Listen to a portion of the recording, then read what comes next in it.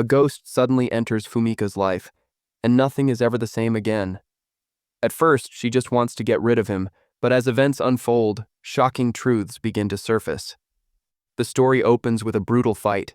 A lone man takes down a gang of thugs one by one. Just when he thinks the danger is over, a hidden shooter fires from behind, killing him instantly. His body is removed, the crime scene wiped clean, except for one thing: the bullet shell. Rolling through the streets, it eventually finds its way into the hands of a young college girl, Fumika. By day, she works part-time in a restaurant, but dreams of becoming a social media influencer. Hoping to learn from popular content creator Katayama, she meets him, only to be disappointed. He spends the night drinking, pushing drugs on her, and wasting her time. By morning, she's missed her last train and gained nothing from the encounter. On her way home, Fumika trips on the stairs and spots the bullet shell. The moment she touches it, she has a brief, haunting vision of the gun that fired it. Shaken, she pockets it and heads home, where her friend Maho is waiting. But before the night is over, Fumika sees something that chills her to the bone: a blood-covered man standing in her apartment. Maho can't see him, but when Fumika throws something and it passes right through, the truth is clear. He's a ghost.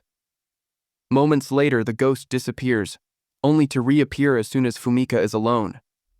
This time he speaks, and worse, when he grabs her, he enters her body. They can both talk, move, and feel at the same time. Fumika panics, demanding he leave. The ghost, clueless about ghost rules, eventually steps out, but not for long. Moments later, he reappears, smirking that possessing her wasn't as fun as he thought. Terrified, Fumika realizes he's not going anywhere. Fumika wonders if she should call the police, but before she can act, the ghost suddenly appears in front of her again. She soon realizes his strange rule: if she moves more than 15 meters away, he instantly teleports back to her. While running, she spots her friend Maho in an alley, being harassed by her abusive boyfriend who's demanding money. When Fumika confronts him, he warns her to stay out of their business and drags Maho away. The ghost then appears and asks, "Do you want to punish him?" This time, Fumika doesn't run. He tempts her. "If you want power, take my hand." At first, she refuses, afraid of losing control again. But when she sees Maho's boyfriend hurting her, she gives in. The moment she takes his hand, the ghost enters her body. She blocks the man's punch and knocks him to the ground with surprising strength, but he gets up, angrier than ever, and tries to strangle her. She struggles to reach for the ghost's hand but fails, until Maho smashes a stone over his head, saving her. As they walk home, the ghost casually comments, "You should check if he's alive. Who hits like that with a brick?" Fumika ignores him. At a thrift shop, she finally tells Maho everything: that no one else can see, hear, or touch the ghost, and that he can control her body. Angry, she yells at him, "Look what you've done!"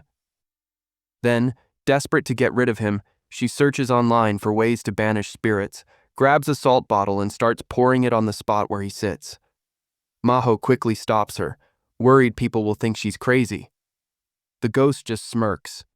"I helped you, and you're mad at me? You can't get rid of me that easily. Remember the bullet shell you picked up? It must be the bullet that killed me," the ghost says. Shocked, Fumika pulls the cartridge from her pocket and throws it away, insisting she had no idea it came from a murder weapon. The ghost explains he remembers nothing about his death, only that this bullet might have ended his life. When she picked it up, their fates became linked. He introduces himself as Kudo, a former hitman. Fumika is stunned. He believes someone from his own organization betrayed and killed him, and he won't be free until he takes revenge. "We'll hunt them down together," he declares. But Fumika, horrified, refuses and storms off. Later, she warns Maho she wants nothing to do with the hitman's revenge, telling her to call the police if she sees him again. Trying to break the connection, she throws the cartridge in a church, asking God to take Kudo away. Kudo doubts it'll work. Just then, Fumika gets a message from influencer Katayama, who's with a famous social media star, Naromi, someone she idolizes. Excited, she ignores Kudo's sudden warning that Naromi is bad news, as he can't recall why. At the bar with Katayama and Naromi, Fumika drinks with them until her head starts spinning. She overhears them admitting they spiked her drink. Staggering, she glares at Kudo. "Thanks for the warning," she says bitterly. At that moment, Kudo's memory snaps back. Naromi and Katayama drug women to exploit them. He knows because his old organization made those pills, and he'd seen both of them buying them before. Fumika doesn't fully trust Kudo's story, but she's not willing to take chances. "If you're telling the truth, I'll break their bones," she says. When Kudo asks how, she tells him, "I'll let you take over my body." He hesitates. "Why should I help you?" But she promises to help him in return. Kudo agrees, warning her that the bartender and staff are probably in on it. He's right. When the bartender slips something into her drink, Kudo alerts her. Fumika confronts Katayama and Naromi, demanding they surrender to the police. They just laugh, boasting the police can't touch them. She locks eyes with Kudo. Too late to regret now. Katayama mocks her, but she moves with deadly precision, taking them down one by one like a trained fighter. The bartender is killed in the chaos, and Fumika breaks down in fear. Kudo tries to calm her. "Don't worry, you won't go to jail. We just need to finish this.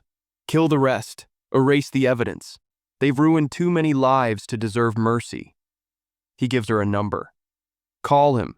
He works for my old organization. Not a good man, but he'll do the job." A hitman named Kakera arrives, asking where Kudo is.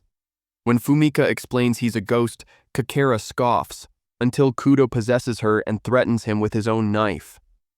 Shocked, Kakera realizes it's really him. Fumika relays Kudo's instructions, and Kakera starts disposing of the bodies. On the drive, Fumika asks about Kudo's death. Kakera says the old boss died, his son took over, and the new regime became corrupt, something Kudo hated. Fumika suspects the owner had him killed, but Kakera claims not to know. They arrive at the place where Kudo died. Kudo recognizes it instantly. Cleanup done, Kakera drops her home and asks if she truly sees Kudo. She says yes.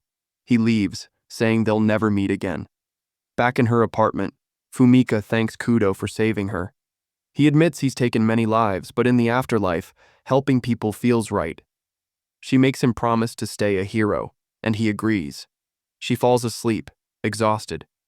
Meanwhile, the new owner grows uneasy, unsure if Kudo is really gone. Kakera visits, claiming Kudo's ghost is protecting a college girl. The owner laughs it off but sends hitmen anyway. Kakera warns, "Send your best. Normal goons won't survive." When the killers reach her apartment, Kudo wakes Fumika.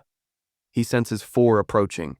The moment the door opens, he takes control, disarming the first attacker and forcing the others back. Bullets fly. The gang leader finds his men down, but Fumika has already fled, straight to the place Kudo died. There, Kakera waits. He admits he told everyone about her. Kudo explodes in anger. Fumika demands Kakera fix her wrecked apartment. When Kakera draws his gun, Kudo possesses her, disarms him, and they fight.